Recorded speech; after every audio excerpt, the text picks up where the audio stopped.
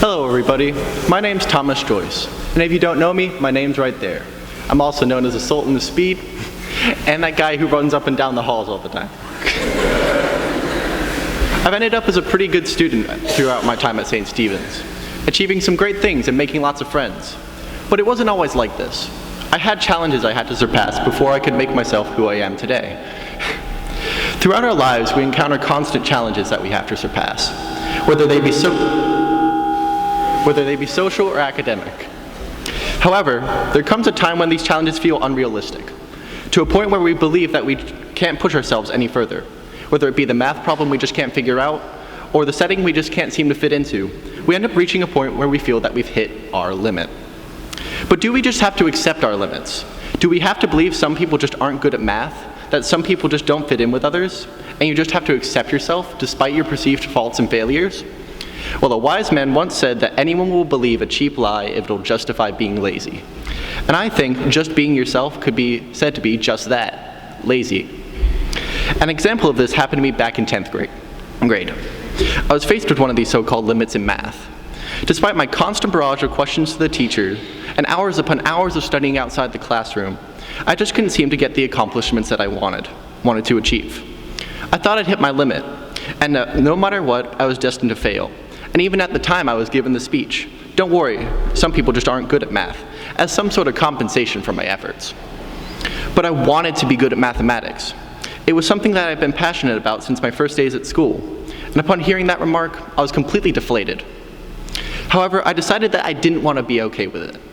Instead, I could and I would persevere to change it. So with this thought, and a hefty amount of a spiteful urge not to end the year on a "I told you so," I doubled my efforts, and even tripled my efforts, putting every ounce of energy and resources into ending the class with accomplishments that I could be proud of. Things that I probably wouldn't have achieved if I just accepted the remark of, "Some people just aren't good at math." It would have been easy to say that I'd already reached my limit, saying that I was just being myself. But by pushing myself beyond that so-called limit, I ended up proving to myself that my ability was more than those words. It made me realize that if you truly want something, limits do not have to exist.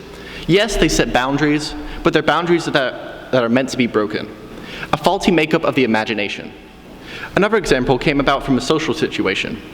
I wanted to hang out with a group of people, but I just couldn't figure out how to fit in.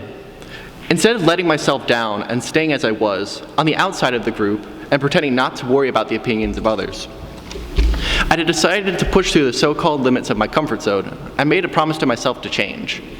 And through doing this, I was able to find a part of my personality I'd never even known existed. I'd forgotten who I could be. And as a result, I now have some amazing close friends who've created a happier place for me now than I ever would have had before, and I can't imagine not having them around.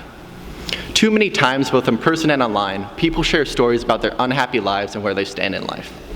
I was once this person, stuck in what felt like at the bottom of a pit, that I thought I could never leave because I thought I couldn't change. I believed that the person I was destined to live my life feeling like I was dealt a bad deck of cards for eternity. But as I stand here today, I can tell you now that limits can be broken. And what we set ourselves out to be one day, we can change the next.